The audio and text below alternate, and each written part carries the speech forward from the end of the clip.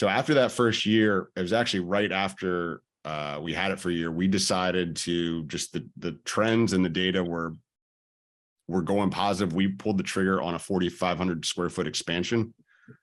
Sorry, part of the Zoom is blocking it.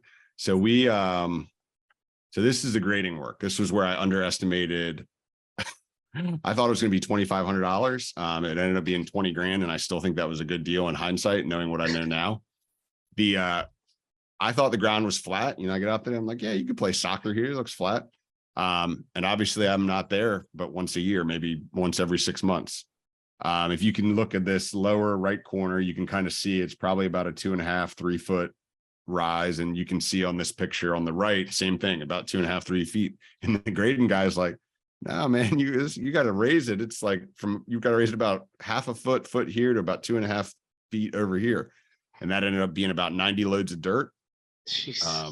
Also in hindsight, I probably should have just built it back one layer because the ground actually flattened. And I didn't know what I didn't know. And I was like, oh, well, that's where the building goes up near the road. That's where we should put it.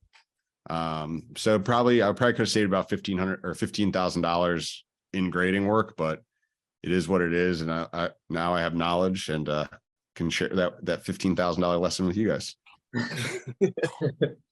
So the building kit, we originally started getting quotes on this. It was $32,000. And the joy, like I said, some of the pains of COVID, it doubled in less than 6 months because of steel prices and construction prices.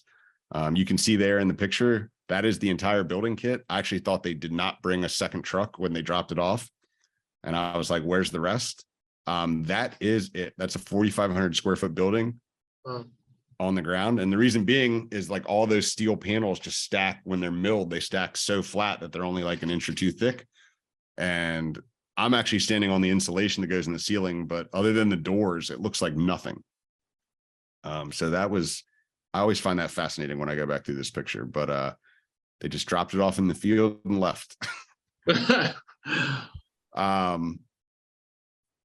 Concrete work, I was not on site for this. That's the one thing in hindsight I probably wish I would have flown down for, or had, maybe paid somebody to go.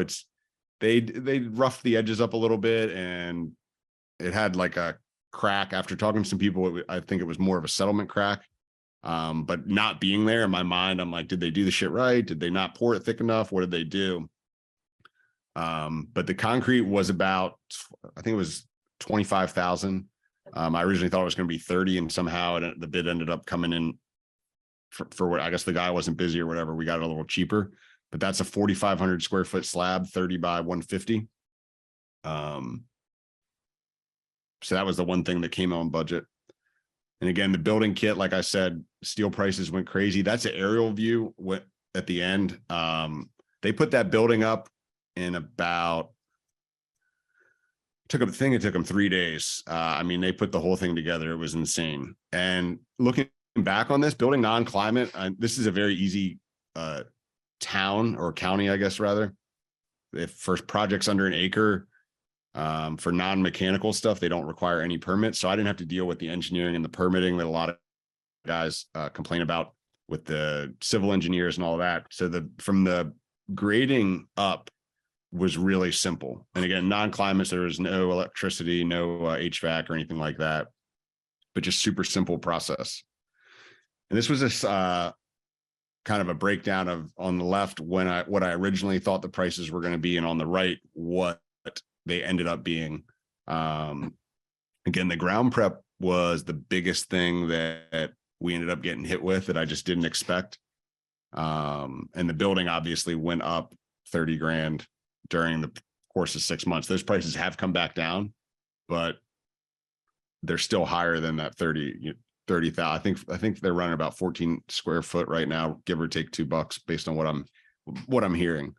But other than that, it was straightforward. There's a breakdown of some of the items. We had to get some stakes put out there for the county. Didn't require any permitting, but they wanted to see the setbacks were going to meet the requirements.